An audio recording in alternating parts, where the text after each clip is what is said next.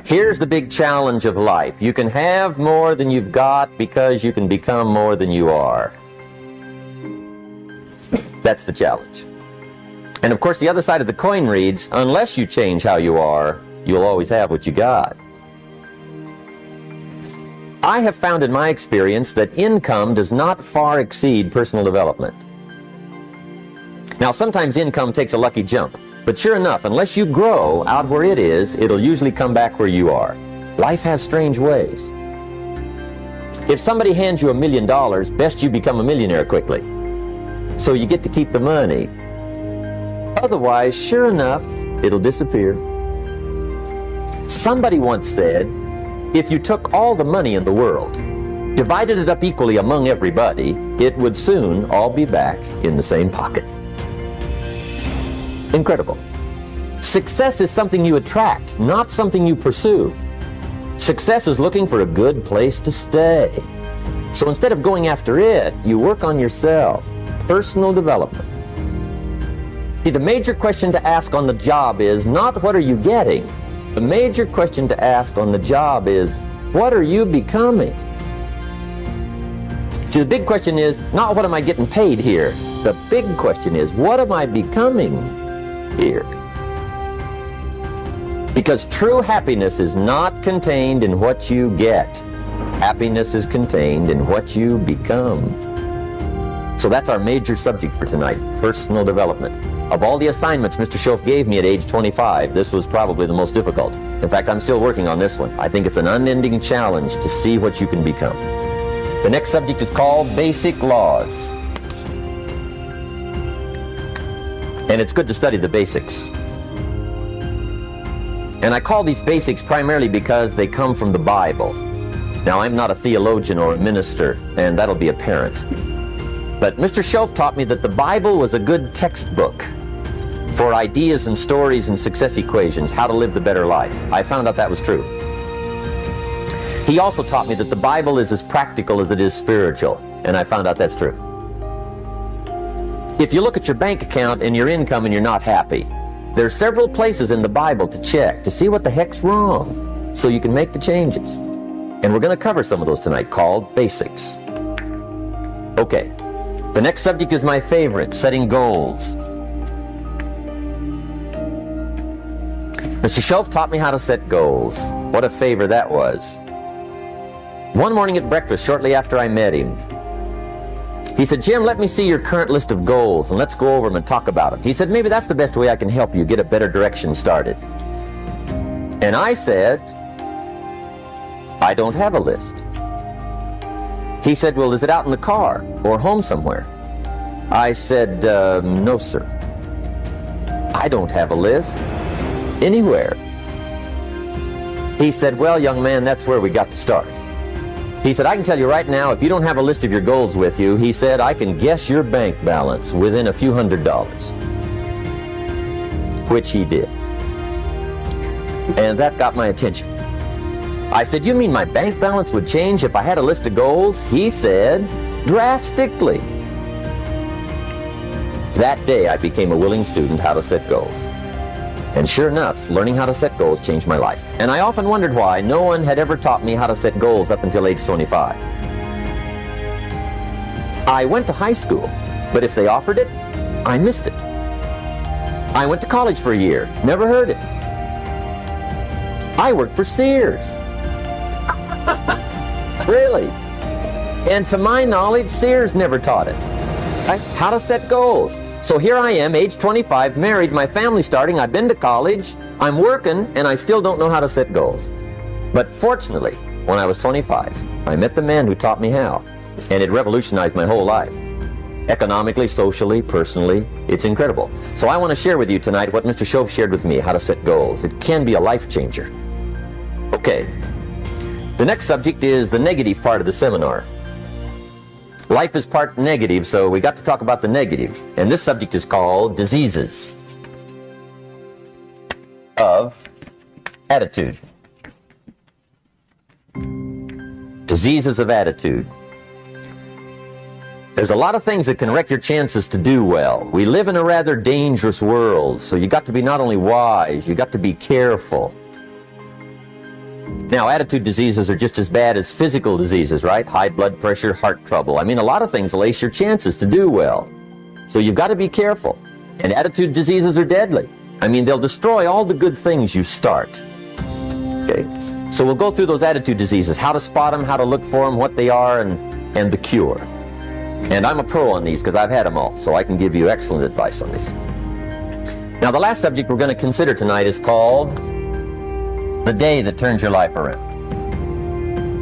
The day that turns your life around. And under this subject, we're going to talk about the emotions that can change your life. Human beings are emotional creatures, and emotions are powerful for life change. Now, of course, emotions are so powerful they can go either way on you. Emotions can either build or destroy. So you really have to employ emotions properly. We call civilization the intelligent management of human emotions.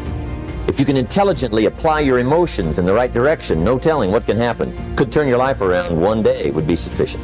So we'll talk about those. Okay. Now that's a lot to cover in one evening, but we'll keep at it here and see if we can't get it all done. I'd like to have you now jot down the theme of the seminar. Every seminar should have a theme, I guess. We've got one. It's on some of our literature if you happen to notice it, but if you didn't, for your notes, here it is. The theme of the seminar goes like this: the major key to your better future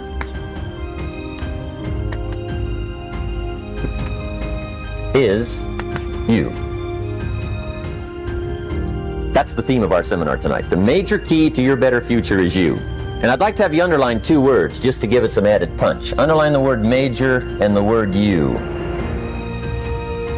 so that it reads, the major key to your better future is you. Now, my first suggestion is transfer this to a card or something where you can put it up, where you can see it every day. Preferably put it up where you can see it at the beginning of the day, before you go off to put the day together. This is a good phrase just to glance at, to keep in mind as you're putting the day together. It's called the silent seminar. If you'll just let this talk to you during the day, I found it to be tremendously helpful. The major key to your better future is you. For a big share of my life now, I didn't have this one quite figured out, among a lot of things I didn't have quite figured out. Many things used to puzzle me back in those early days. I used to wonder why two people could work for the same company, one make twice as much money. Now, see, that used to puzzle me. Maybe they were the same age, graduated from the same school, live in the same community, work for the same company, with the same products and the same services. They've got the same traffic, the same problems, and one makes $1,000 a month, the other one makes $2,000 a month. Now that was my puzzling question. Why would this long list be the same and the money twice as much? I asked, what's the difference between $1,000 a month and $2,000 a month? And I don't mean $1,000 a month, right? I could figure that out. But what makes the difference? Why would one person do twice as well, 3 times as well? Speaking economically, now I know there's more than one way to do well. I understand that. But in this little narrow area called compensation, what's the difference? Well, back then, with my faulty thinking, I'm trying to reason it out. I thought, well, maybe time makes some of the difference, right? Some people do better because they have more time. I used to say, Harold ought to be able to do well. He's got a lot of time. If I had all of Harold's time, I could do well. Now, that's got to be dumb, right? Number one, you can't get somebody else's time. A guy says to me one time, he says, you know, if I had some extra time, I could make some extra money. I said, then forget it. There isn't any extra time. Hey, when the clock strikes 12 midnight, that about wraps it up, right? I mean, you can look around the gongs there for a little more, but it's over. You say to the guy, what are you doing? He says, I'm looking for extra time. See, they'll come and take you away, right? There isn't any more time. Now, if you can't get more time, which you can't, what could you get more of that would make a difference in economic results? And here's the key word. Make it a part of your notes. We're going to consider it tonight. The word is value. And I have a little phrase for your notes. Value makes the difference in results. Value makes the difference. You can't get more time, but you can create more value. Now here's the first lesson of economics. Everybody should learn it from the time they're old enough to understand what a dollar means, how to earn one, how to get one, how to keep one, what to do with it. First lesson of economics. We primarily get paid for value. That's lesson one. Bringing value to the marketplace, that's how you get paid. You don't get paid for the time. I know it takes time to bring value to the marketplace, but you get paid for the value, not the time. Now, since that's true, here's one of the key questions of the evening. Is it possible to become twice as valuable at the marketplace and make twice as much money in the same time? Could you become 3 times as valuable? Make 3 times as much money in the same time? Is that possible? The answer is yes, if. And it's always if, right? Life is known as the big if. Harry Truman once said, life is iffy. How true. And here's the big if we're going to consider it tonight. It's possible to do much better at the marketplace if you go to work primarily on yourself. And that's the theme of our seminar tonight. Learning to work primarily on yourself. People have asked me for the last 24 years, how do you develop an above average income? And the answer is, become an above average person. Develop an above average handshake. Some people want to be successful, they don't even work on their handshake. As easy as that would be to start on. They let it slide, they don't understand. Develop an above average smile. Develop an above average excitement. Develop an above average interest in other people. Develop an above average intensity to win. See, that'll change everything. Probably one of the most frustrating experiences in life is looking for an above average job with above average pay without becoming an above average person. It's called frustration.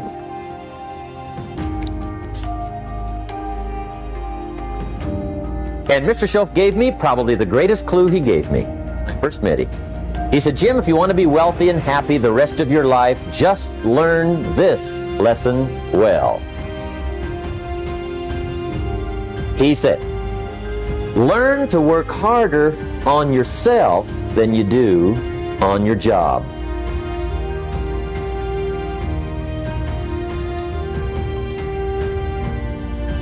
Then Mr. Schoaf gave me probably one of the most important clues among so many things he taught me, but this was in those early days.